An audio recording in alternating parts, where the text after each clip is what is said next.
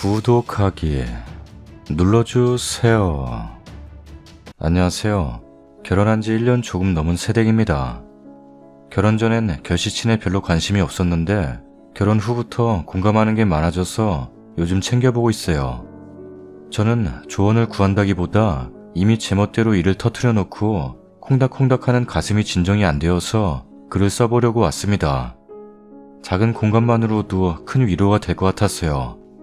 저는 33살이고 12월 7일에 아이를 낳아서 지난 일요일에 조리원 퇴실하고 집에서 지낸 지 얼마 안 된 상황입니다.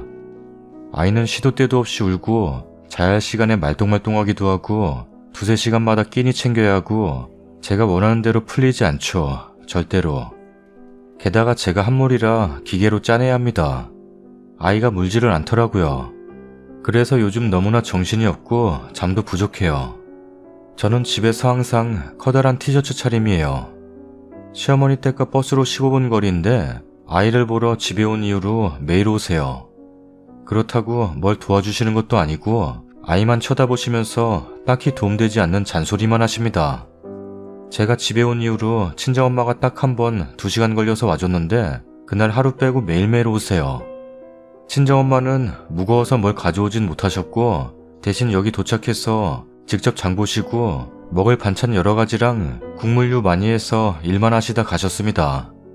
시어머니는 매일 오시면서 아기가 안 올 때만 안아주시고 기저귀나 목욕할 땐 나몰라라인데다가 그렇다고 청소나 음식을 돕는 것도 아니고 말 그대로 아기만 눈으로 이쁘다 하시면서 계시니까 옷이나 마나 도움되는 건 없고 저 혼자만 정신이 없어요. 짤 때도 아기 옆에서 아기 보면서 짜야 하는데 자리를 피해달라고 해도 같은 여자끼리인데 뭐 어떠냐? 너 안 본다. 아기 볼 거야. 하시면서 안 피하시고 그 자리에 계시며 보시고 나오는 양 가지고 잔소리 하시고 저는 너무 불편합니다. 집이 가까우니까 저녁 시간 넘어도 안 가시고요. 아침은 남편이랑 엄마가 해준 반찬으로 먹고 있고 점심은 먹는 둥 마는 둥 짬날 때 허겁지겁 먹고 남편 퇴근하면 시켜 먹고 있습니다. 도저히 밥할 짬이 안 났어요. 시켜 먹을 때도 어머니가 계시니까 어머니 거도 계산해 드립니다. 이것도 좀 비교가 될 수밖에 없는 게 친정에서는 지금이 몸 관리 제일 중요하다고 이것저것 챙겨 보내주시는데 시어머니는 매일 와서 저희가 사주는 걸 당연하게 생각하시고 도움도 딱히 안 되시고 잔소리만 하니까 솔직히 비교되고 요즘 예민해서 그런가 짜증도 납니다. 뭐 특별한 거 시키는 거 아니고 밥 종류 시켜 먹어요. 저는 매운 걸 좋아해서 보통 매운 메뉴를 시키는데 어머니 거 따로 시켜드려도 몇 숟가락씩 꼭 맛보십니다. 시어머니가 매운 걸 잘 못 드셔서 요 며칠간 맨날 잔소리 하셨어요. 너는 왜 그렇게 매운 것만 먹냐? 라면서요. 그럼 저는 언짢아도 그냥 좋게 제가 매운 걸 좋아해요 어머니 하고 넘어갑니다. 그 정도였으면 그냥 저도 넘어가고 말아요. 그냥 서로 싫은 소리 하면 감정만 상하니까요. 어제도 역시나 저녁 때까지 안 가셔서 어머니 거 시켜드리려고 뭐 드실 거냐고 묻고 제 것도 시키려고 하는데 매운 거 시키지 마라. 라고 하시더라고요. 그래서 제가 먹을 메뉴인데 취향 존중도 안 하시고 너무 멋대로셔서 순간 빠직했습니다. 왜 그리 매운 걸 먹냐는 잔소리는 그냥 좋게 넘겼지만 시키지 말라는 건 명령이잖아요. 잘 못 들은 척하면서 네, 어머니 음식은 안 매운 거예요 했어요. 근데 시어머니는 네 것도 맵지 않은 거 시켜라. 랍니다. 그러면서 조금 먹으려는데 너무 맵잖아. 랍니다. 그때부터는 짜증이 확 났습니다. 그래서 저는 매운 게 좋고 제가 먹을 거니까 제 메뉴는 제가 고르겠다고 했어요. 그랬더니 애엄마가 그렇게 매운 거 먹으면 안 된다. 하는데 무슨 불닭도 아니고 찌개류 혹은 제육덮밥 정도입니다. 그냥 어머니가 매운 걸 못 드시는 편이에요. 그래서 저 정도는 보통 가정에서도 다 먹는다고 하니까 나는 아니야. 그래서 제가 따로 시켜드리는 거잖아요. 너는 너무 이기적이야. 랍니다. 저도 짜증이 이미 날 만큼 났어요. 그래서 말했죠. 뺏어 드시면서 남의 메뉴 가지고 왈가왈부하면서 어머니 입맛에 맞추라는 게 이기적인 거 아니에요? 라고 했네요. 그랬더니 시어머니는 저 말에 엄청 화가 나셨습니다. 이왕 말 뱉은 김에 하고 싶은 말 퍼부었어요. 아기 외출 가능해질 때 찾아뵐 테니까 집에도 안 오셨으면 좋겠어요. 불편하고 도와주시는 것도 없으시잖아요. 라고 했더니 당연히 펄펄 뛰셨지만 쌓였던 거 뱉으니까 오히려 차분해지더라고요. 어머니 오셔도 문 안 열어드릴 거예요. 라고 했고 안 열어줄 생각입니다. 그래도 남편의 어머니라 마음이 안 좋긴 한데 다행인 건지 남편이 같이 화내주고 엄마 좀 그러지 말라면서 제 입장에서 설명해 주더라고요. 그래서 시어머니도 집에 돌아가셨겠다 화가 누그러지고 있었어요. 근데 신우가 22살인데 카톡에 어른 공격 못하는 것들 쯧쯧. 이렇게 상태 메시지가 바뀌었더라고요. 누가 봐도 어머니께 전해 듣고 저를 저격하는 거라고 보일 거라 생각합니다. 그래서 다시 화가 났고요. 그래서 저도 쯧쯧은 뭘 배우고 자랐겠어? 라고 적었어요. 그리고 남편한테 네 동생 카톡 좀 보라고 했어요. 남편 당연히 화났고요. 남편은 전화해서 싸가지 없는 게 어디? 어쩌고 하면서 한참 울그락불그락 하다가 쏴대고 끊었습니다. 사건은 일단락됐는데 아직도 콩닥거려서 진정이 안 되네요. 오늘은 친정엄마랑 친동생이 와서 도와주는 덕분에 이렇게 폰도 볼 수가 있네요. 역시나 산모에 좋다는 이것저것 다 챙겨오셨네요. 인생 한 번인데 할 말 하면서 내 사람들에게나 잘해야겠어요. 좋은 하루 보내세요. 댓글입니다. 무슨 굴족발도 아니고 제육, 오삼, 김치 이런 거 그냥 먹어도 돼요. 저 애가 셋입니다. 무슨 고춧가루가 혈관 타고 모유로 가는 줄 아시나? 매운 거 먹지 말란 건 산모 회복이 덜 되었으니 자극적인 거 먹지 말란 거예요. 그리고 시어머니가 애기 생각해서 저러는 게 아니라 당신이 뺏어 먹고 파서 저러는 건데 포커스가 왜 모유 중 음식 가리는 거에 맞춰지나요? 산모가 수유하면서 매운 걸 먹어요? 댓글 보고 웃겨서 댓글 달아요. 산후조리원이랑 하다못해 산부인과에서도 빨간 김치 나오는데 그건 고춧가루 아닌가요? 그리고 글 보니 찌개류라면 김치찌개 정도일 텐데 오버 좀 하지 마요. 저도 찌개류에 김치 먹고 모유 수유 잘했고요. 둘째부터는 먹고 싶은 거 다 먹으면서 모유 수유했고 아무 문제 없습니다. 빨간 거 먹으면 무슨 모유가 고춧가루로 나오나요? 댓글 보고 웃기다는데 다들 모유 수유 때 김치 드셨나봐요. 백김치만 먹었는데 병원에서도 선생님이 먹지 말라셨는데 얼큰한 국물에 김치에 제육이라니. 네? 조리원에서도 빨간 김치 나왔는데요. 조리원한테 따져야겠네요. 산모 밥만 전문적으로 하는 곳인데 산모가 먹지도 못하는 거 왜 주냐고. 완모인데 김치, 제육 이 정도는 다 먹어요. 조리원에서 간식으로 떡볶이도 나오던데 무슨. 매우 초반에만 매운 거 좀 조심했지 너무 맵다 싶은 거 아니면 먹어도 이상 없어요. 물론 예민하게 스스로 김치조차 조심하며 빨간 거 입에도 안 되는 엄마들도 많지만 안 그런다고 큰일 나거나 이상한 사람은 아니에요. 임신 중이나 수유 중이나 너무 금기시되는 음식이 많은데 적당한 건 괜찮다고 산부인과 의사들도 말하는데 매운 거에 꽂혀서 자격 없는 엄마처럼 몰아가지 마세요. 매운 거 아니고 빨간 양념된 거라잖아 난독들아. 나도 수유할 때 김치찌개, 제육볶음, 떡볶이 잘만 먹었다. 매운 거라고 써있는데요. 안녕하세요, 썰닭입니다. 과연 이번 영상은 얼마 만에 올라갈 것인가 저도 궁금하네요. 최대한 빨리 만들어 보도록 할게요. 다이소에서 꽃하고 꽃병 사다 놨는데 이쁘죠? 병하고 꽃 하나당 국밥 가격이네요. 꽃을 좋아해서 그런지 볼 때마다 기분이 좋아요. 기회되면 하나씩 아이템들 소개해드리겠습니다. 구독하기 눌러주세요. 이제 28개월 된 애기 키우고 있는 31살 엄마예요. 애기 놔두고 뛰쳐나와 모텔에서 글 쓰고 있네요. 제 스스로가 왜 이리 비참하고 철양맞은지 신랑에게 이혼하자고 하고 싶은데 대화하는 것조차도 포기한지라 이 글 보여주려고요. 신랑은 회사가 바빠요. 아침 8시 출근, 밤 9시 이후 퇴근이에요. 주말에도 하루 정도는 나가는 주가 많고요. 바쁜 거 압니다. 그래서 최대한 주말에 쉬게 해주고 싶어서 주말에 어디 가자는 말도 잘 안 하고 육아도 모두 제가 합니다. 그런데 이제는 저도 지칩니다.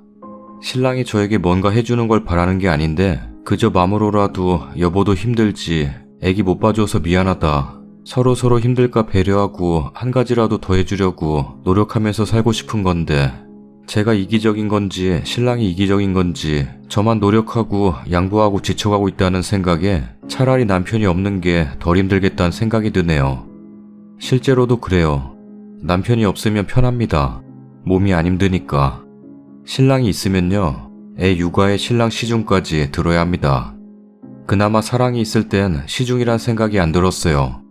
즐겁게 챙겨줬는데 어느 날 보니 저는 힘들어서 지쳐가는데 소파에 누워 낄낄거리는 신랑이 보이더라고요. 지금은 제가 성질내고 화내서 그렇지 않지만 마시는 물까지 떠다 줘야 하는 사람이 저희 신랑이었습니다.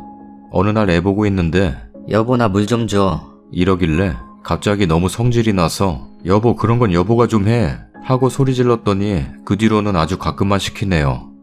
쉬는 날 피곤한 거 이해하지만 소파에 누워서 핸드폰 TV만 봅니다. 그러다 애가 징징대면 금방 들어가서 침대에 누워 아이패드랑 핸드폰 하다가 잡니다. 오죽하면 애가 아빠가 앉아있으면 아빠 방에 들어가서 자라고 그럽니다. 어린이집 가는데 어린이집 선생님이 아빠보다 좋대요. 그래도 다 이해하려고 노력했어요. 저 잔소리 안 합니다. 웬만하면 신랑 하자는 대로 다 해줘요. 저도 직장생활 해봤으니까 얼마나 힘들지 쉬고 싶을지 아니까요. 근데 저희 신랑은 저랑 애가 저희 가족이라는 걸 잊고 사는 것 같아요. 저는 그냥 집안일 해주고 애 키워주고 자기 수발해주는 동거인. 애는 그냥 귀엽기만 한 존재. 자기가 해야 하는 책임 의무는 모르는. 신혼기간 포함 애 키우고 있는 4년 동안 저 놀러간 거 손에 꼽아요. 태국 여행 한 번. 해외여행은 본인도 좋아하니까. 친구들 살고 있는 지역에 자기 친구들이랑 같이 여행 한 번. 애 태어나고선 갓난쟁이 때 근교 피나클랜드 한 번, 에버랜드 한 번. 그리고 얼마 전에 또 애 데리고 친구들 있는 지역으로 여행. 친구 있는 지역으로 가는 건 자기가 술 마시고 싶어서 가는 거예요. 어디 놀러 갈까? 그러면 속 시원히 대답도 안 해요. 그럼 전 또 눈치 보다가 어영부영 에이 가지 말자 이렇게 되죠. 애가 크니까 여기저기 보여주고 싶어서 얼마 전부터 딸기 농장 가고 싶다고 몇 번이나 말했는데 그것도 씹혔어요 결국. 제가 운전을 못해서 데리고 가봤자 맨날 마트, 키즈카페. 집안일이 힘들고 육아가 힘든 게 아니에요. 섭섭하고 서운한 거예요. 애기 목욕 똥기저귀 한 번도 안 갈아본 남편.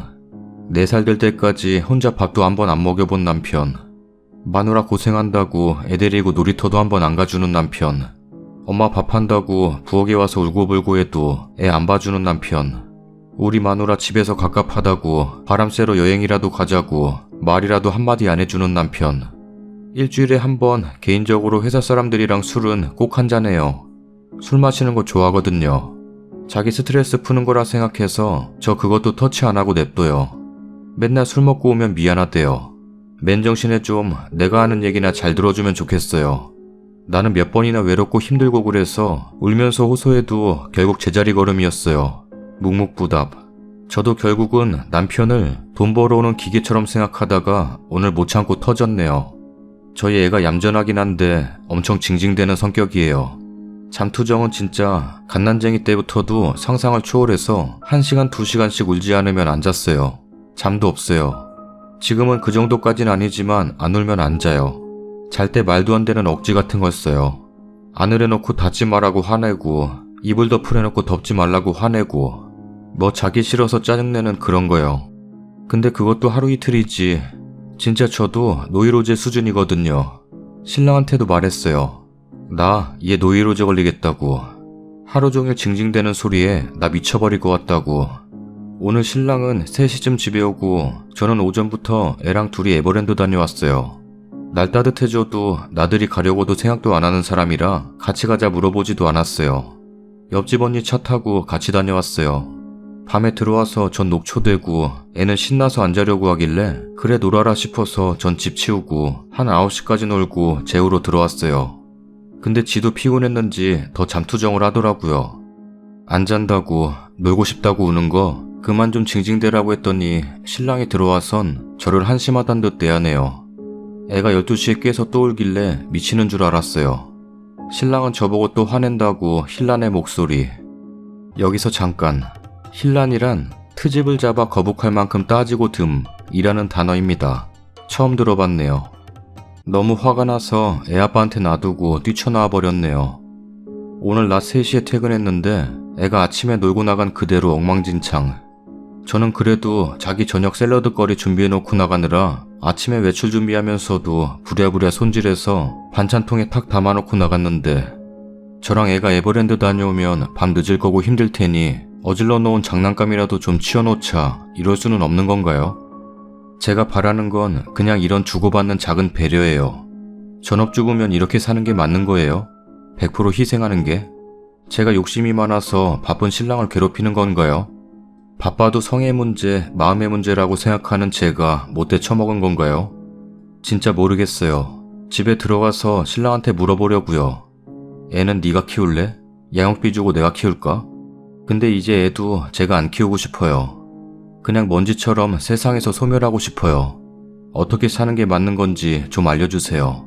제발요. 댓글입니다. 우울증 왔네요. 육아 스트레스와 남편의 무관심 때문에 많이 힘드신 듯해요. 일단 부부 상담 받아보시고 너무 남편 시중 들어주지 마세요. 제가 항상 하는 말이 돈 버는 기계 하고 싶으면 많이나 벌어와라고 하죠. 님 남편은 얼마나 버는지 잘 모르겠지만 이혼하고 나면 편해요. 전 이혼하니 살 것 같아요. 이혼하라고 하는 얘기는 아니지만 전업이신 것 같은데 평일에 아이 어린이집 보내고 일단 면허 따세요. 그리고 주말엔 남편 집에 두고 아이랑 단둘이 나가 놓으세요. 집에서 하루 종일 셋이 문구적거리고 있으면 진짜 지쳐요. 밥은 알아서 먹으라고 하고 나가요. 이제 날도 좋아졌는데 그냥 없는 사람이다 생각하고 사는 게 제일 편할 듯 합니다. 육아는 부모가 함께 해야 해요. 너무 안 시키셨네요. 사실 많은 남편들이 스스로 막 알아서 찾아서 와이프 도와주고 그렇게 하지 못해요. 시켜야 돼요. 자꾸 해봐야 더 잘하게 되고 해봐야 힘들다는 걸 이해하게 돼요. 알아서 해주지 않는다고 섭섭하게 생각 마시고 섭섭해지기 전에 미리 얘기하세요. 나갈 때 저녁에 오니 집 좀 치워달라고 얘기하세요. 그리고 저도 5살 여아를 키우는데요. 아이 잠버릇은 잡아줘야 할 듯 하네요. 징징거리는 거 다 받아주면 안 돼요. 부모가 한계점을 제시해서 그 전까진 수용해주되 그 이상이 되면 단호함을 보이세요. 예를 들어 아이가 이불 덮어라, 안아라, 일어나라, 징징거릴 때 엄마가 안고 일어설 순 있지만 계속해서 이불 가지고 징징거리면 엄마는 앞으로 널 재워줄 수 없어. 계속 운다고 해서 들어주진 못해. 이런 식으로 단호박을 보이세요. 애들이 말귀 다 알아듣고 지들도 엄마가 들어주니까 끝없이 징징거리는 거거든요. 수면 습관만 잡아줘도 스니님이 좀 더 수월하실 듯해요. 어느 누가 남편 보고 애 1~2시간 봐달라고 하나요? 봐주면 좋죠. 행복하고. 근데 봐달라고 말하는 와이프들이 있을 것 같아요? 말 안 해요. 다른 거 바라는 게 아니에요. 같이 원해서 나왔으면 적어도 아이한테 10분 투자하는 게 그렇게 어렵고 피곤하고 힘들고 서럽고 죽겠어요? 적어도 내 자식한테 10분 투자하는 거 당연한 거 아니에요? 저 10분도 봐달라고 하는 이유가 뭔지 알아요? 밥 좀 편하게 먹게, 화장실 가서 큰 거 좀 보게, 머리 떡져서 샴푸라도 하게, 방이 어질러져 있어서 바로 닦아버리게. 그 잠깐이 그렇게 힘들고 어렵나요? 뭐 밖에서 열심히 해서 돈 벌어다가 주잖아. 그만큼 희생하면 된 거 아니냐 하시는데 와이프는 희생 안 하나요? 하루 24시간 4시간 없이 강제로 집구석에 처박혀 있는 게 쉬운 줄 아세요? 집구석에만 처박혀 있나? 애 보는 건 그렇다 쳐도 내가 하지도 않은 일거리들을 지금 당장 해야 되는데 즐겁게 룰루랄라 할 수 있나? 아 그래 뭐 이 정도는 희생거리 아니라 치면 앞으로 내 인생 어찌 될지 모르는 이 세상에서 내 직업 하나 없이 아이 때문에 잠시 포기한 내 인연은 희생 아닌가요? 군대는 군 미필이라도 있고 직장은 경력 2년이라도 있지만 나는 주부 2년 백수년이란 게 있는데 이만큼의 희생은 희생 아닌가요? 요즘 취업 힘든 거 아시죠? 애 때문에 직장 그만두고 2년 박혀있다 다시 사회 시작하는 게 얼마나 힘든지 알 텐데 거기다가 요즘은 젊고 이쁜 아가씨들이 엄청나게 많은데 나이 적당히 먹은 애 딸린 유부녀를 누가 쓸까요? 이게 정말 희생한 게 아니에요? 왜 와이프 희생은 당연한 건가요? 이상하지 않아요? 후기입니다. 집에 들어왔고 신랑한테는 아직 이혼하자는 말 못했고 편지 전해주려고요. 듣고 흘리는 것보다 그게 나을 것 같아요. 저도 감정이 복받쳐 말로는 빠뜨릴 것 같고 이 글 보여주는 건 힘들 것 같네요. 논외로 흘러간 댓글들이 많아서 보여주면 저희도 논지가 논외로 번질 것 같아요. 댓글 달아주신 분들 감사해요. 맨 밑에는 제가 남편한테 쓴 글 첨부해요. A4지 장장 5장에 달하는 내용이라 안 보실 분들은 그냥 내리시면 돼요. 그리고 이혼하면 국가에서 양육비 지원 같은 게 나오나요? 저도 경력이 없진 않아서 직장을 구할 텐데 그게 당장에 쉽진 않으니까 아시는 분들 여쭤볼게요. 부부 상담받으라 권해주신 분들도 있던데 이제 그럴 만한 애정이 안 남았어요. 저는 하얗게 불태웠나 봐요. 돈 버는 기계로 대하고 살라는 분들도 아직 제가 소녀 같은지 그렇게 살면 제 인생 행복할 것 같지가 않아요. 직장 찾고 힘들어도 애랑 둘이 살아보려고요. 마지막으로 댓글 다신 거에 저도 댓글 달아봐요. 첫 번째, 애 훈육. 저희 애가 훈육이 안 됐다는 분들, 애기 생활습관이나 훈육 나무랄 데 없이 되어 있어요. 어린이집에서 애가 너무 착하고 습관이 잘 들어있다 하셨어요. 말도 예쁘게 해서 이쁨 많이 받고 존댓말 꼭 해요. 그냥 천성적으로 잠이 없고 자는 걸 너무 싫어하는 애라 어떤 수를 써도 안 고쳐지네요. 그나마 지금이 고쳐진 거예요. 2돌 전에는 1시간 반씩 울다 잤습니다. 요즘에 잘 때 저 정도 떼부리는 게 좋아진 거예요. 두 번째, 신랑이 힘들다. 제가 이기적이다. 맞아요. 신랑 힘들어요. 저도 신랑처럼 대기업 직장 생활했었고 밤낮 주말 없이 하다가 탈모까지 왔던 사람이에요. 그래서 배려한다고 손 하나 까딱 안 하게 했더니 그게 제 잘못이었나 봐요. 근데 회사가 힘들면 소파나 침대에 누워 애한테건 손 하나 까딱 안 하는 게 맞나요? 그러면 애를 낳자 하지 말았어야죠. 저는 애를 낳지 말자 했었거든요. 애 낳기 전 생활에 힘듦이 있는데 애를 낳으면 아빠로서 육아에 힘듦이 더해지는 건 당연한 거지 않나요? 저희 신랑은 애 낳기 전 생활의 힘듦 그 이상을 안 하려고 하는 거예요. 저는 제가 신랑이 힘드니까 이만큼 신랑을 위하면 알아주겠지 한 건데 그게 안 돼서 실망하고 이혼하고 싶은 거예요.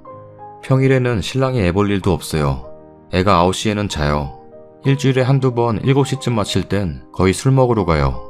주말에도 늦잠 자게 해주고 애 데리고 아예 놀러 갔다 오는 날도 많아요. 집에 애랑 있으면 못 쉬니까 푹 쉬라고요. 저 신랑한테 얘기 안 하고 집안일 육아 뭐든 혼자 해요. 근데 신랑이 있는데 왜 이래야 하나 지친 겁니다. 여보, 이렇게 편지를 쓰는 것도 참 오랜만이네.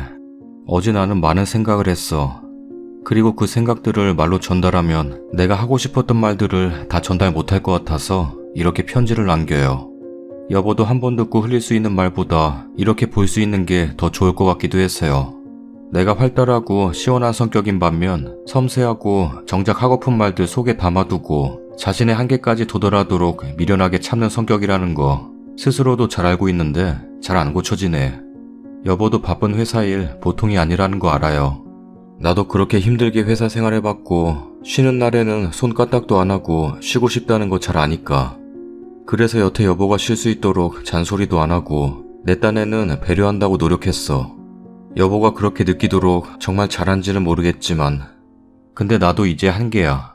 여보의 무심함, 육아에 대한 방관 그런 것들이 쌓이고 쌓여서 이제 당신에 대한 신뢰가 전혀 없어. 나는 말이지 지금은 여보가 날 전혀 안 사랑한다고 생각해. 사랑이 느껴지지 않으니까. 나는 누구보다 사랑이 충만한 사람인데 이제는 여보에 대한 사랑이 손톱만큼도 느껴지지를 않아. 신혼 때도 하나부터 10까지 여보가 담당하는 회사일 외에는 내가 다 했지만 그래도 여전히 여보를 사랑했고 얼굴만 보면 사랑한다고 얘기하고 뽀뽀했었어. 왜냐고? 진짜 사랑했으니까. 내가 희생한다고 생각 안 했어. 사랑하니까 해주고 싶어서 하나라도 더 해주고 싶어서 그게 보람이었으니까. 사랑하는 당신을 위해서 뭐 하나라도 더 챙겨주고 위해주면 그게 그렇게 뿌듯했었어. 당신이 측은지심이란 게 없는 조금 메마른 사람이란 것도 알고 있었어. 그래도 속정은 깊은 사람이니까 그저 당신이 부족하면 내가 감싸주면 된다고 생각했어. 내가 결혼 전에 내가 배우자를 선택한 기준은 신뢰다. 어떤 일이 있어도 이 사람을 믿을 수 있다는 신뢰가 중요하다. 그런 얘기를 했는데 기억하는지 모르겠다. 근데 그게 웃긴 게 사랑이 없으면 신뢰라는 건 안 생기는 건가 봐. 아니면 겪어보니 내가 생각보다 사랑에 목매는 사람인지도 모르겠다. 이젠 나도 당신이 힘들어도 그냥 무심한 눈길로 보게 돼. 공감하고 싶지도 않아. 왠지 알아? 당신이 먼저 그랬으니까. 내가 모를 줄 알았어요? 당신 되게 이기적이야. 당신 몸 편하면 내가 힘들어해도 방구가 울어도 아무 상관없잖아요. 내가 힘들다고 몇 번이나 하소연하는 얘기에 그냥 듣기 싫은 그 순간 빨리 지나가라 한 거 다 알아요. 한 번도 어떤 대꾸도 대화도 해준 적이 없어요. 나도 그래서 어느 순간 대화하는 걸 포기했어. 당신은 그저 당신이 편하면 그걸로 됐었지. 아빠로, 남편으로서의 책임, 돈 벌어오는 거 외에 자발적으로 한 적 있어요? 늘 내가 화내고 소리 지르고 짜증내기 전에는 안 움직이잖아. 책임 같은 건 모르겠고 가만히 있으면 편하니까. 돈 벌어오는 기계가 편하댔죠. 당신은 돈만 벌어오면 남편과 아빠로서의 책임을 다한다고 생각하는 것 같아. 그래, 나도 그래서 당신을 점점 돈 벌어오는 기계로 대하게 됐어요. 회사 일 힘들다고 하소연하면 그래 어쩌겠어. 많이 힘들죠. 그렇게 말하면서도 마음은 없었어. 전에는 안 그랬어요. 정말 안쓰럽고 애틋하고 우리 신랑 어쩌나 안 돼서 어쩔 줄 몰랐어요. 사랑이 없으니까 당신이 닿는 것도 너무 싫고 그저 돈 벌어오는 동거인처럼 대하게 되더라. 당신이 바라는 건 이런 거야? 처음엔 내가 이렇게 당신을 돈 벌어오는 기계로 대하겠지만 나중에는 방구가 당신을 이렇게 대하겠지. 방구 애기 때 내가 이러면 아빠와 방구가 애착관계 형성이 잘 안 될 거라고 말하니까 뭐? 용돈 쥐어주면 좋아한다고 그랬죠? 맞아요. 좋아해요. 용돈으로 장난감 사고 맛있는 거 먹을 수 있으니까. 근데 그게 다예요.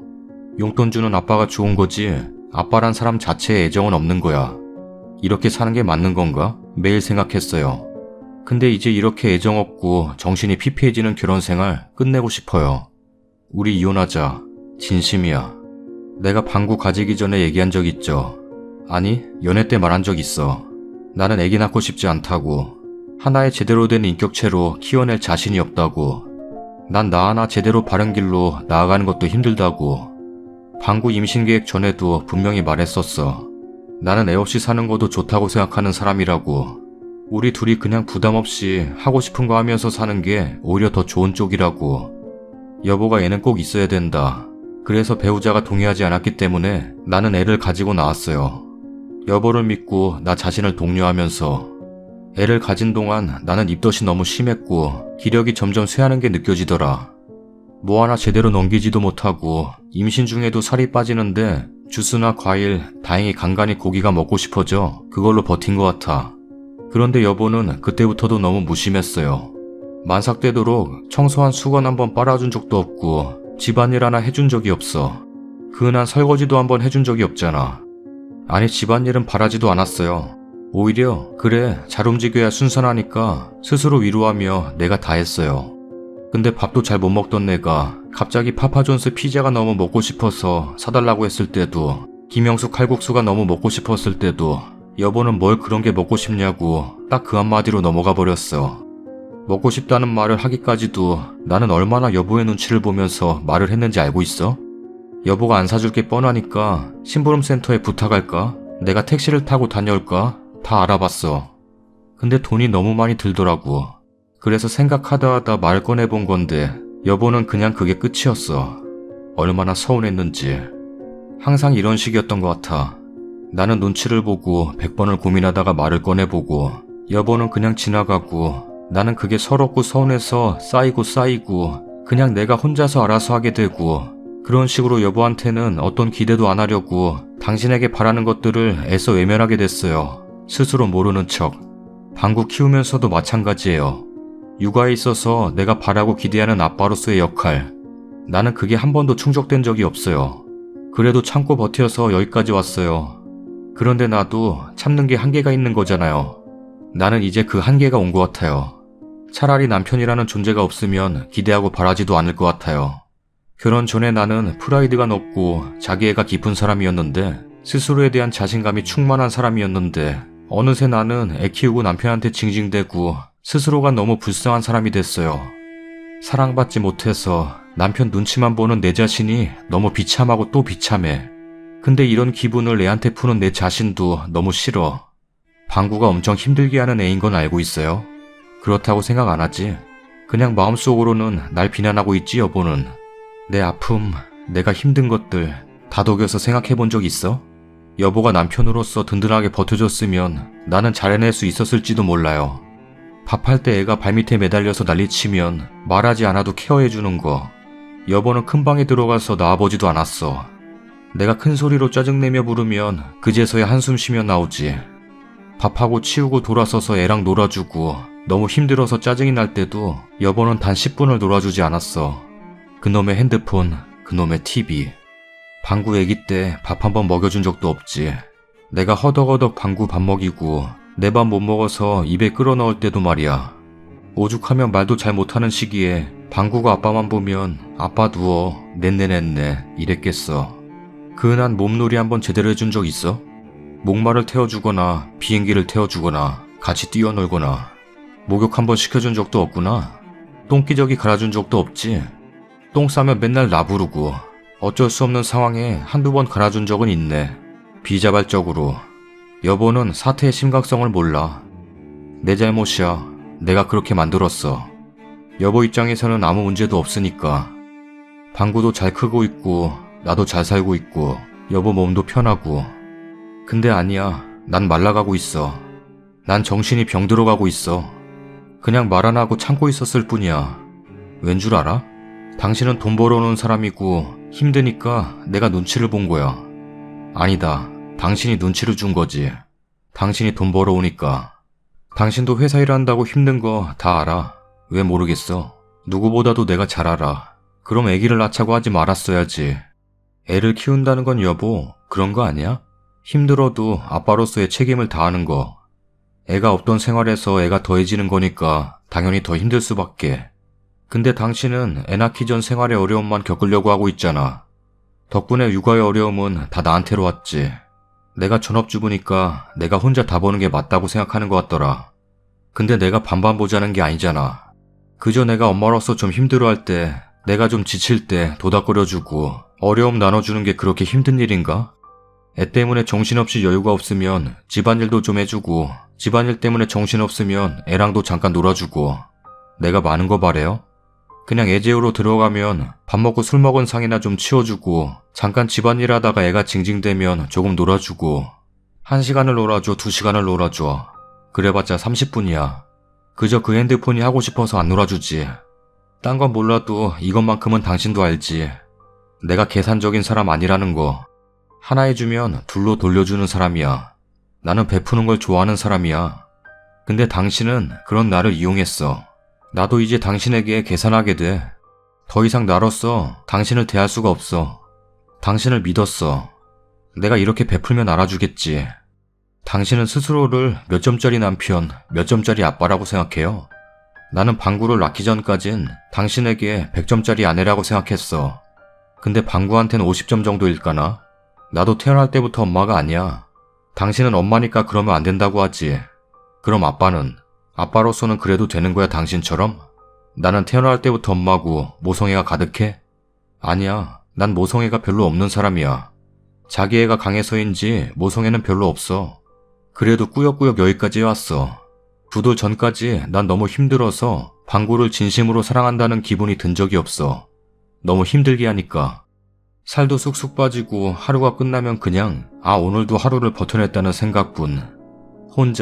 혼자서 해왔다고 생각해. 당신이 해준 건 최소한의 역할이야. 그냥 이제 서로 자유로워지자. 나도 더 이상 아내로서 당신에게 해줄 것이 없네.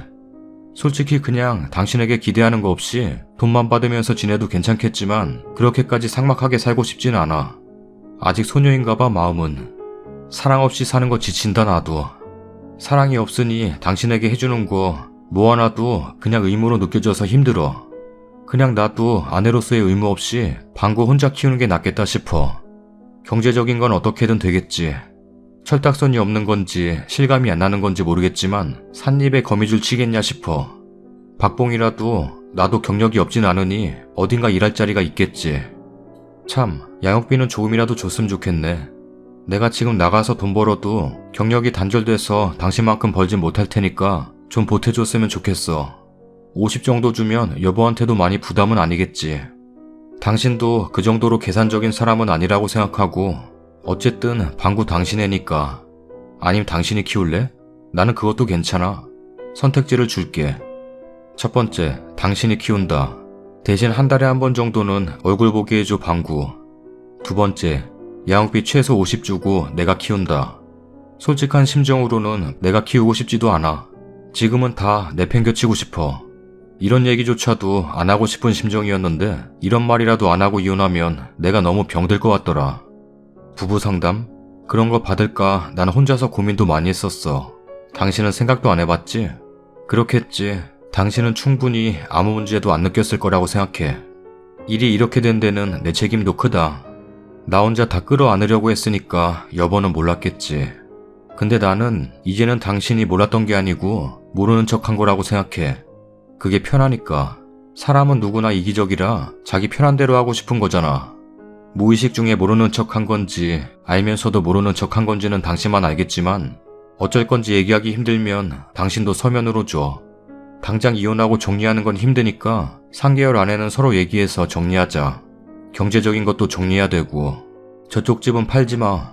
당신 혼자 살더라도 집은 필요하니까. 양가 부모님 말씀드리는 건 다 정리되면. 나는 지금으로는 방순이 집에 들어와서 살다가 집 마련되면 나오든지 싶어. 그래도 비빌 구석이 있어 이런 건지도 모르겠다. 엄마 아빠가 제일 맘 아파할 것 같아. 본인들 전철은 안 밟길 원했는데 그래도 내가 행복하려면 이혼이 답인 것 같아. 동의해줘. 인터넷 보니 누가 그러던데 이혼하자고 하면 팬티바람으로 뛰쳐나가 춤춘다고.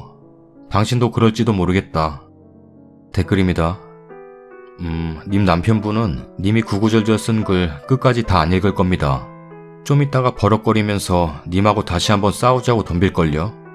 전업이고 어린이집 보내면서 뭐가 힘드냐고 하는 그 난독증 있는 남자들 좀 봤으면 좋겠네요. 이래도 뭐가 힘드냐라고 말 나오냐? 애는 남자가 가지겠는데 육아는 여자? 난독증 남자들은 싸지르기만 하면 다인 건 줄 아나 보네.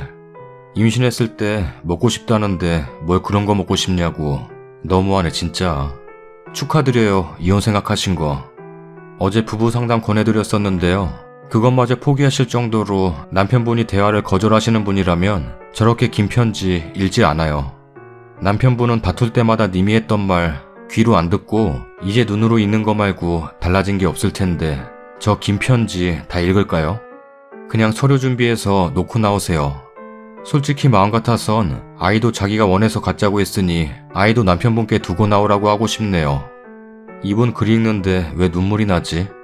그리고 대기업 다니셨다더니 글을 참 잘 쓰시네요. 전 말주변도 없고 능력도 없어서 돈 버는 기계에 효자 남편이랑 10년째 동거 중이랍니다. 참고로 전 애가 셋이지요. 아이들이 어릴 땐 아이들 보고 살았는데 애들이 크면서 지 아빠 완전체 성격까지 닮아가는 거 보고 소름이 돋네요. 아 이렇게 진정 나를 진심으로 사랑해주는 사랑 한번 못 받아보고 저 세상 가야 하나. 내 진실된 사랑이 있긴 한 걸까. 그냥 내 스스로가 빈 껍데기인 것만 같이 날이 갈수록 남편 또한 나와 같은 경험과 생각을 하는 것 같아 보이는데 아이들이 크면 내 노년은 어찌 되는 걸까. 이 남자랑 둘이 손잡고 하하호호 거닐며 산책하는 그날이 올까. 아니면 조론처럼 일말의 애정도 없이 늙어 죽을 때까지 이 가정의 어미라는 존재로 빈 껍데기로 존재해야 하나. 영원히 얽매여 벗어나지 못하나. 그것이 옳은 것인가. 경험해보지 못한다면 모를 일이죠. 썰닭입니다. 이번 사연은 조금 호불호가 있는 사연이에요. 제가 이 사연을 고른 이유는 뒷부분 편지 내용 때문이에요. 그냥 저런 반말체 스타일이 좋아서. 댓글에는 편지에 대한 호불호도 많더라고요. 사실 남자로서 제가 생각할 때는 처음에는 이해가 안 가는 편이었어요. 전업이시니까요.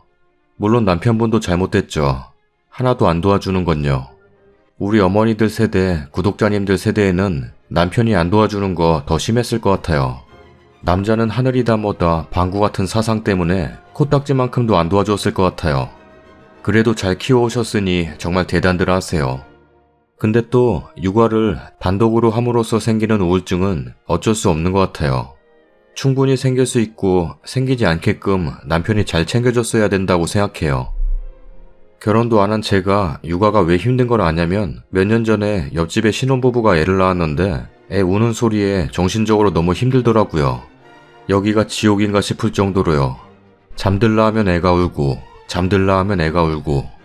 어쨌든 이 사연은 저는 어느 정도 공감할 것 같아요.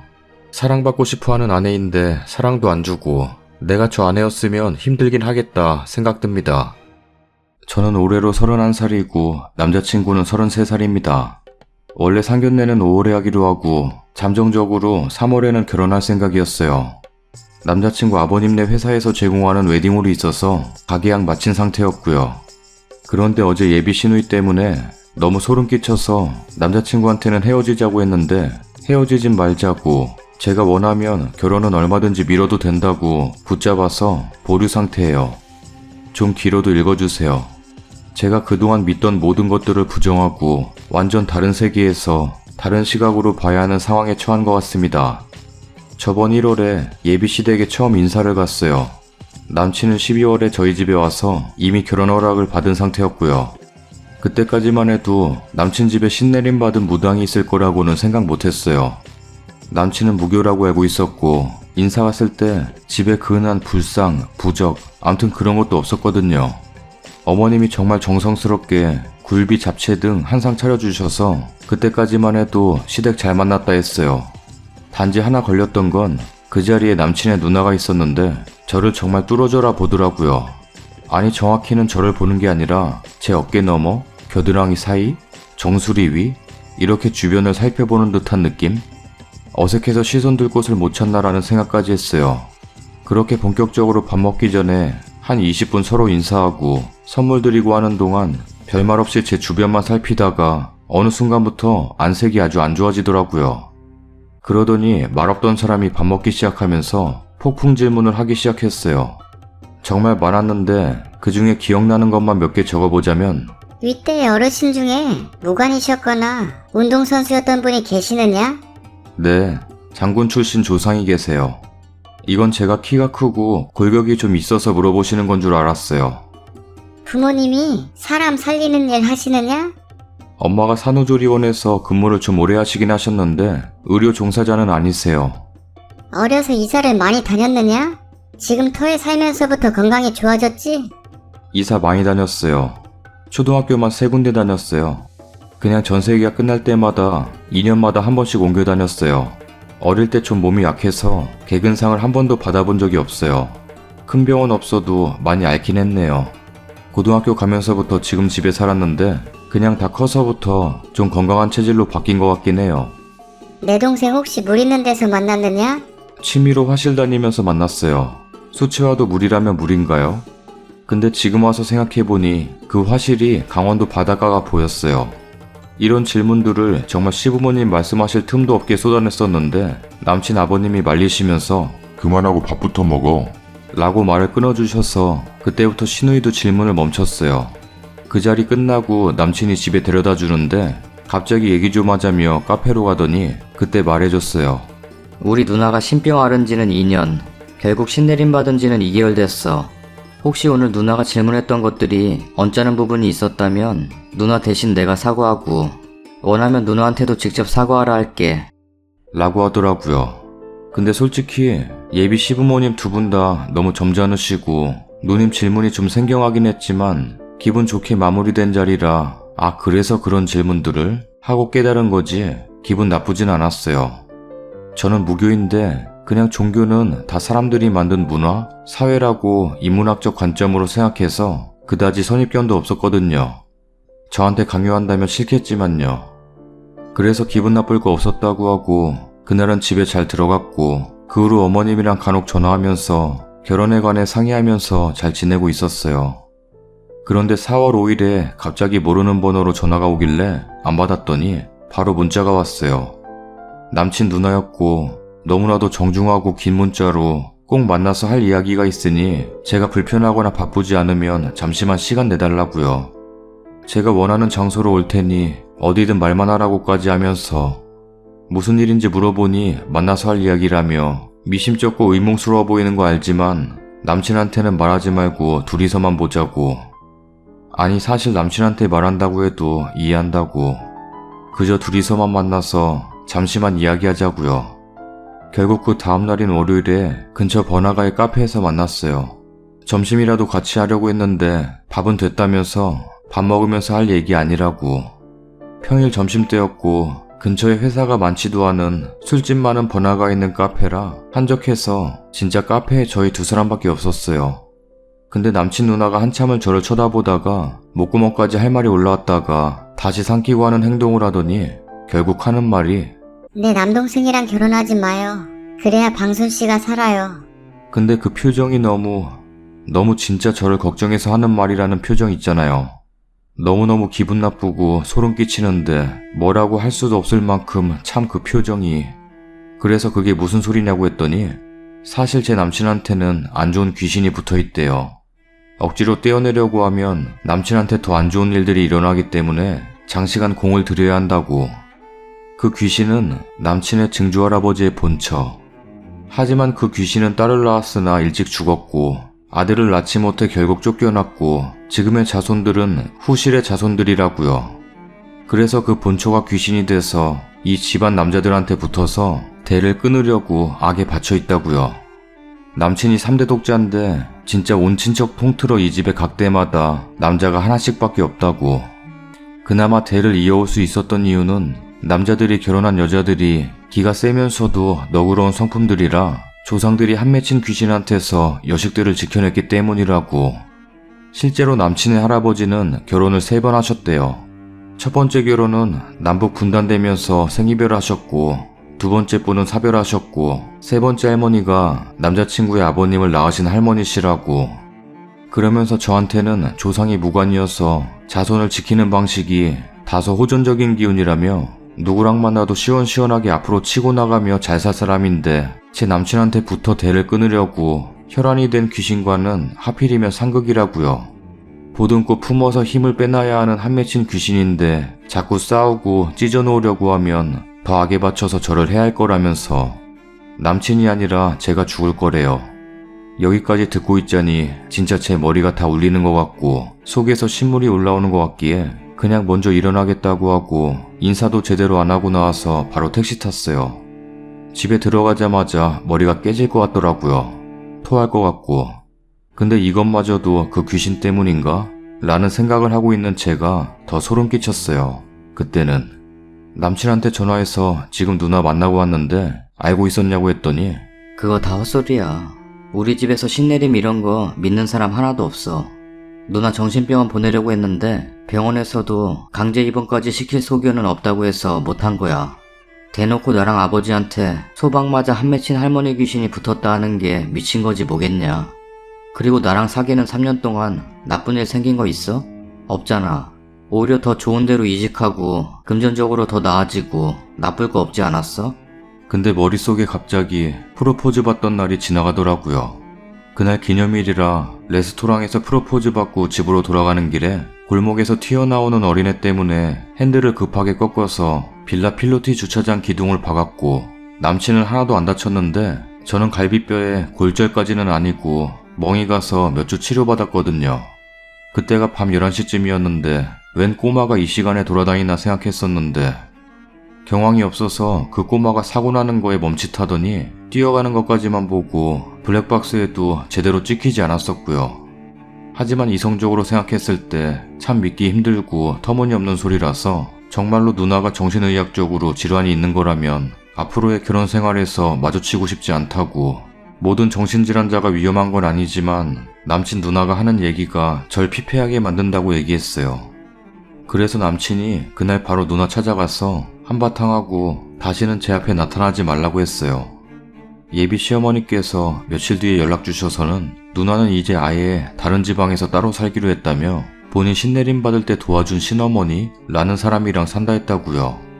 이번 달 말에 이사 나간다고 안 들어도 될 소리 듣기 해서 미안하다고 하셨어요.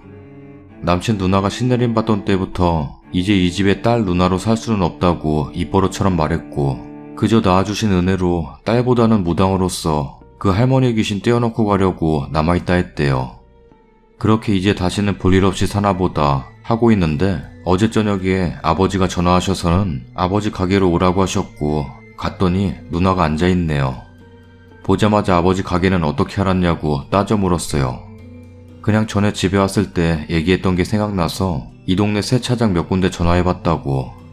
너무 어이가 없는 와중인데 아버지한테는 귀신이니 중리사니 하는 얘기는 안 한 것 같더라고요. 그래서 가게에서 데리고 나와서 근처에서 얘기하는데 정말 헤어질 생각 없느냐? 라고 다시 묻길래 진짜 날도 우중충해서 소름은 더 끼치고 없다고 안 마주치고 살기로 한 거 아니었냐고 했더니 알았다. 잘 살아라. 기도 많이 하겠다. 라고 하더라고요. 그래서 또 엄청 진심인 듯한 그 표정이랑 말투에 알겠다고, 이렇게 연락 없이 오시는 건 좀 아니라고 잘 지내시라고 하고 돌아섰어요. 근데 제 뒤통수에다가 대고 저한테 관심 받으려고 쇼하다 죽은 귀신은 잡기니까 금방 제풀에 떨어져 나갈 거다. 하고 가는 겁니다. 대학 때 누가 봐도 자기밖에 모르고 애정결핍 심했던 동기가 있었는데 저 좋다고 하면서 사람들한테 마치 제가 지꺼인 양 떠들고 다니다가 제가 공개적으로 망신 한번 줬다고 씩씩거리면서 깽판 나서 과에서 소외당하고 군대 가서 관심병사로 낙인 찍혔다가 세상 떠난 애가 있는데 너무 소름 끼쳐요. 저희 아버지 세차장까지 수소문에 찾아왔다는 게 무서워서 그 길로 그냥 남친한테 헤어지자고 했습니다. 솔직히 제정신이 아니에요 지금 저도. 어제부터 한숨도 못 자고 재택근무 중인데 일도 손에 안 잡힙니다. 남친 누나의 저런 말들 제가 귀담아 들어야 하는 건가요? 진짜 신빙성이 있는 말들인가요? 아니면 대충 애들로 말하는 거에 제가 제 인생 가져다가 살을 붙여서 공룡처럼 키우고 있는 건가요? 이러다 제정신이 이상해질 것 같습니다. 남친이랑 결혼을 한 해 안 한 해가 아니라 무서워서 못하겠어요 정말로. 댓글입니다. 신점을 믿는다면 지금 제일 신기 강할 때라 드는 게 맞고, 신점 안 믿고 다 정신병으로 생각한다 쳐도 집안에 저런 환자 있으면 유전 가능성도 있고 불안한데 굳이 가족이 될 필요가 있나요? 믿든 안 믿든 이미 물은 엎질러졌고 정리하는 게 맞다고 생각합니다. 지금 남자친구랑 결혼만 안 하면 잘 먹고 잘 살 팔자라는 건데 너무 무서워하지 마세요. 신내림 받고 6개월인가가 가장 신발 좋을 때라 제일 잘 보인다더라고요. 저도 굳이 나서서 전보러 다니지는 않지만 저 정도로 걱정돼서 말하면 저라면 듣겠어요. 나라면 다른 점집도 한번 가볼 듯해요. 근데 그렇다고 무시하기엔 너무 찝찝하네요. 차라리 몰랐으면 많은데 알게 된 이상 찝찝해서 결혼하기 좀 그럴듯해요. 글쓰니 부모님께 이야기해도 부모님도 이 결혼 반대할걸요. 그냥 궁합이 안 맞는다 정도도 아니고. 정말 신기가 맞다면 신내림 받을 때 내리는 공수가 진짜 잘 맞고 신내림 받은 직후엔 신기 충만이래요. 나 같으면 다른 무당 찾아갈 것도 없이 괜한 혼란만 줄 거니까 마음 접을 거예요. 정신질환이라도 유전 가능성 있고 진짜 신내림이라도 대물림 된다잖아요. 분명 남자 집에서 뭔가 더 속이고 감추는 게 있을 것 같아요. 모험을 걸기엔 그 대가가 너무 치명적이잖아요. 안 믿는다 말해도 완전히 그 생각에서 자유로울 수 있을 것 같아요? 늘 불안할걸요? 이미 들은 이상 예전처럼은 절대 못 살아요. 다음 사연입니다. 안녕하세요. 저는 30대 중반의 남자입니다. 가끔 와이프가 네이트판을 보고 공감도 하고 웃기도 하고 그러길래 뭐가 그리 재미가 있나 싶어 들어와 봤다가 저도 시간 나면 자주 찾게 되네요. 게시글들 보면서 공감도 하고 이런 집도 있구나 생각하기도 하고 말이죠. 늘 글을 읽어만 왔는데 오늘은 기분이 너무 좋아서 제 이야기를 좀 써보려 합니다. 없는 글재주지만 읽어주시면 감사하겠습니다. 전 제 와이프를 2년간 쫓아다녀서 겨우겨우 구애에 성공, 그 뒤 2년간 연애하고 결혼에 성공했습니다. 저에겐 성공인 결혼이지만 과연 저희 집사람에게도 성공인 결혼 생활일까요? 작년 일입니다. 동창생들과의 부부 동반 모임이 있었죠. 1년에 한 번쯤은 꼭들 만나는 터라 와이프들끼리도 말도 잘하고 어색하지도 않고 재밌게들 놀다가 오는 자리입니다. 그날도 역시 저희 모처럼의 만남에 즐거운 술자리를 하고 각자 헤어져 집으로 돌아왔습니다. 저희 집사람 역시 즐거운 듯 내내 웃고 있었기에 전 그날 사건을 전혀 모르고 지내왔습니다. 그리고 올 초에 동반 모임 한번 갖자고 연락이 왔고 전 알겠다고 하고 집사람에게 말했죠. 별말 없이 넘어갔고 날짜가 잡히고 당일이 되었는데 집사람이 몸이 좀 안 좋다고 하더라고요. 그래서 전 친구들에게 못 가겠다고 연락하려고 했는데 집사람이 당신은 그냥 다녀와. 많이 아픈 건 아니니까 애들이랑 집에 있을게. 그래서 전 혼자 모임에 가게 되었습니다. 집사람 성격상 내가 끝까지 안 가겠다고 하면 분명 아픈 몸 이끌고 그냥 가자고 나설 테니까요. 모임에 갔는데 집사람이 신경 쓰여서 대화도 잘 안 되고 그렇더군요. 생각이 딴 데가 있으니 재미도 없고 해서 내내 굳은 표정으로 있다가 중간에 집사람 걱정스러워서 안 되겠다고 먼저 일어났습니다. 그런데 다음날 친구놈에게 전화가 오더군요. 자기 와이프가 실수했으니 미안하다고. 그때 바로 사과했어야 했는데 모른 척 넘어가려 해서 미안하다고 그러더군요. 전 영문을 몰라 무슨 일이냐고 되물었죠. 그리고 주저하던 친구놈 입에서 참 가슴 아픈 소리를 듣게 되었습니다. 작년 모임이 있던 날 화장실에서 와이프들끼리 하는 소리를 제 집사람이 들었다고 합니다. 자세한 건 못 들었지만 대충 이런 이야기들을 했나 봅니다. 가방 봤어? 저런 거 요즘 중고등학생들도 잘 안 들고 다니지 않아? 그래도 우리 나이쯤 되면 좋은 가방 하나쯤은 외출용으로 가지고 있어야지. 신발도 그렇고 가방도 그렇고 저러고 다니면 신랑이 욕먹는 거야. 등등 저희 집사람 행색에 대해서 뒷담화를 좀 했었던 모양입니다. 그리고 자리로 돌아왔을 때 저희 집사람이 자리에 없었는데 혹시나 해서 화장실 쪽을 보니 거기서 나오더라고. 그래서 아마 본인들 이야기를 들은 것 같다고 어쩌냐고 그랬답니다.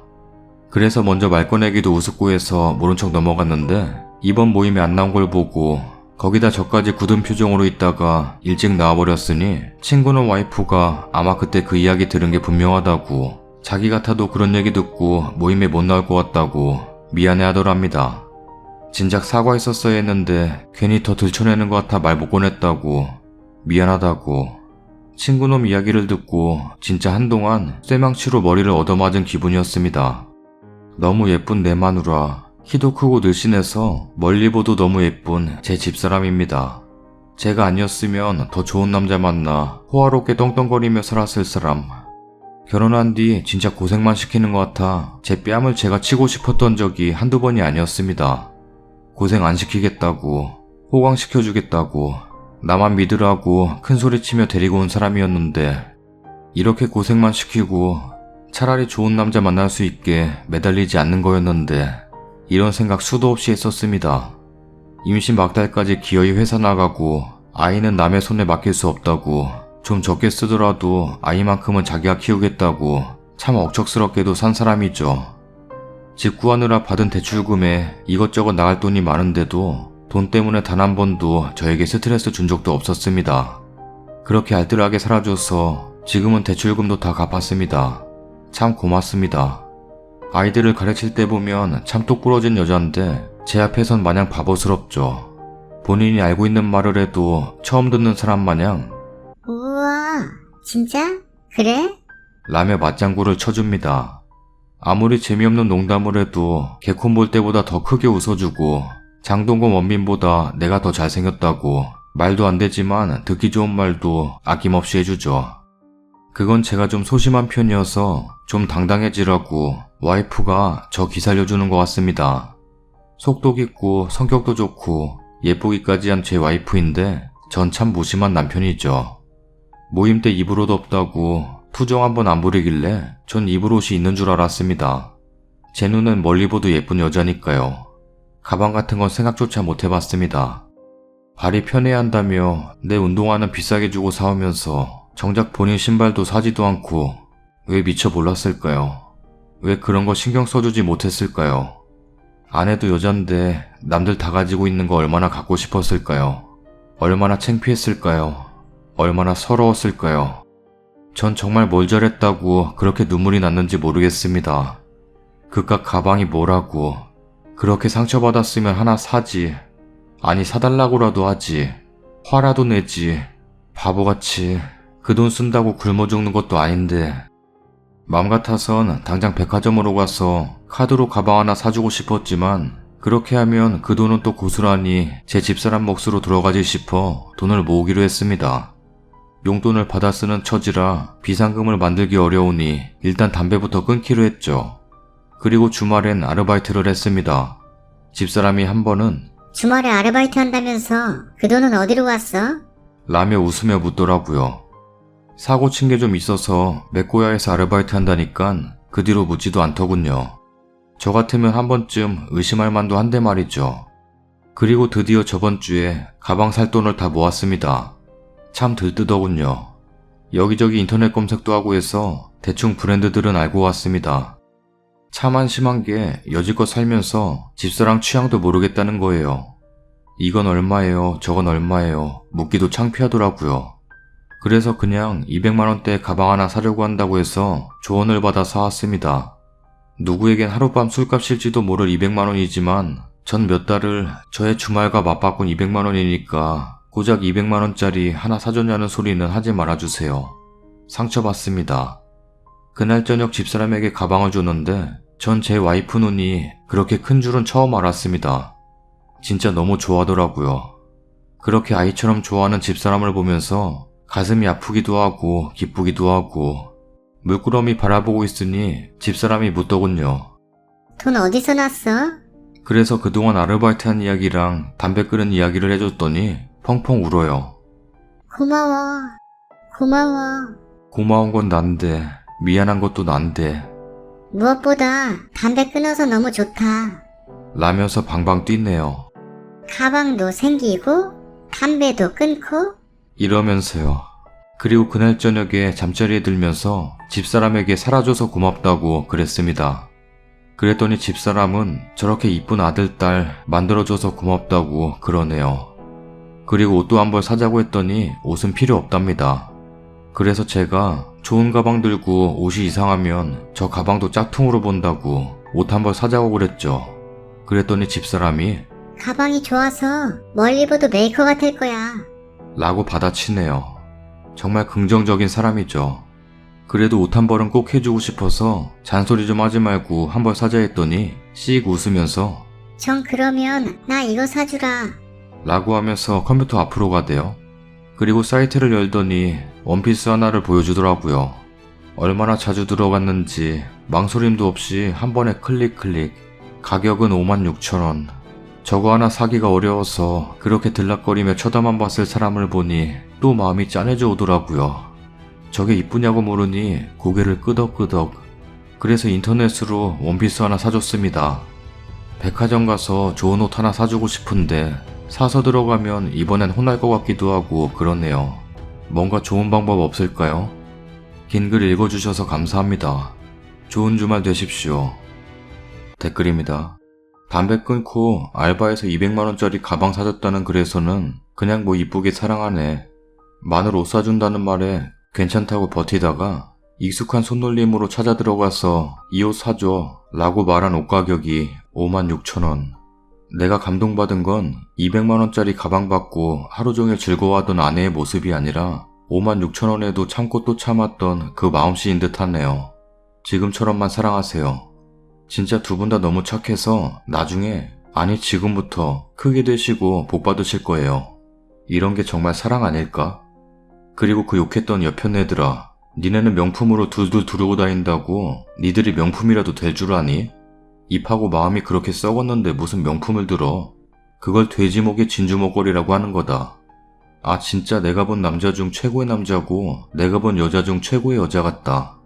명품 밝히는 여자가 널렸는데 저런 분이랑 살고 계신 글쓰님은 정말 복 받으신 거예요. 56,000원에 만족할 줄 아는 아내분도 대단하신 거고요.